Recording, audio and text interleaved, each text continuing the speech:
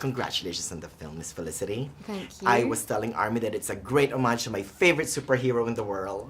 Yes, she's definitely a superhero without a doubt. Right? Yeah. So, what got you interested in joining the cast?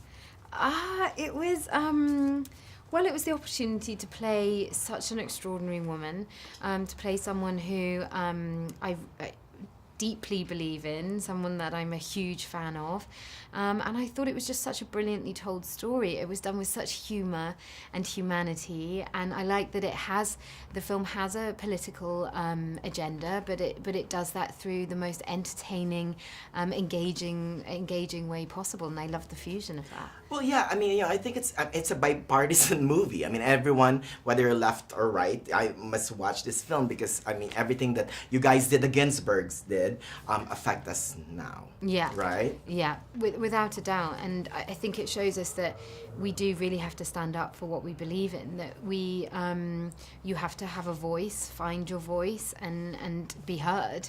And Ruth shows us that that is possible. And I feel that people have such great hope after seeing the film, that they go, oh, actually, things can be different. Right. And we can affect change in our world. Right.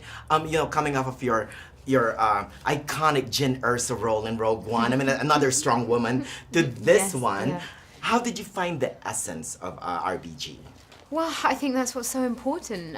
When you're playing a real person, it comes with a massive responsibility, and you have to be meticulous in the details, in exploring every single aspect of their character, why they've made the decisions they have, and how have they become the person that you see today.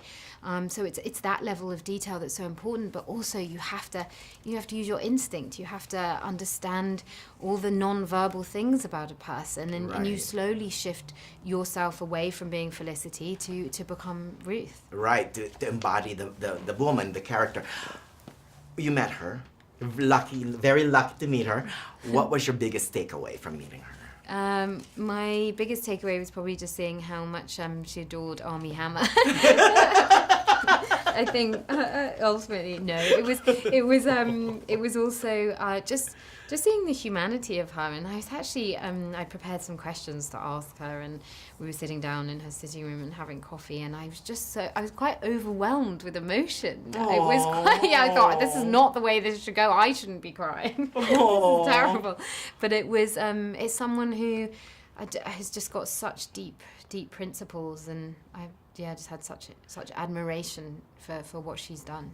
Let's talk about the relationship of Marty and Ruth. Expound on that. What did you find? I think that's the heart of the film to me. Yeah, without a doubt. It was, well, Daniel, who wrote the script, who's Ruth's nephew, he said he just always looked up to his aunt and uncle. Aww. He'd go to family parties, and he was getting married at the time that he was thinking about the script, and he just thought, how do you make that work? How do you have such a harmonious partnership? And obviously they're like any couple, there are ups and downs. Right. But ultimately, there was such a great respect for each other, a deep respect for one another, and they created a home where they could both flourish, both professionally and privately. One quick question, one word about what you admire most about Ruth Bader Ginsburg. Describe her in one word. I admire her perseverance. Thank you so much. 90 more years, right? Yeah, exactly.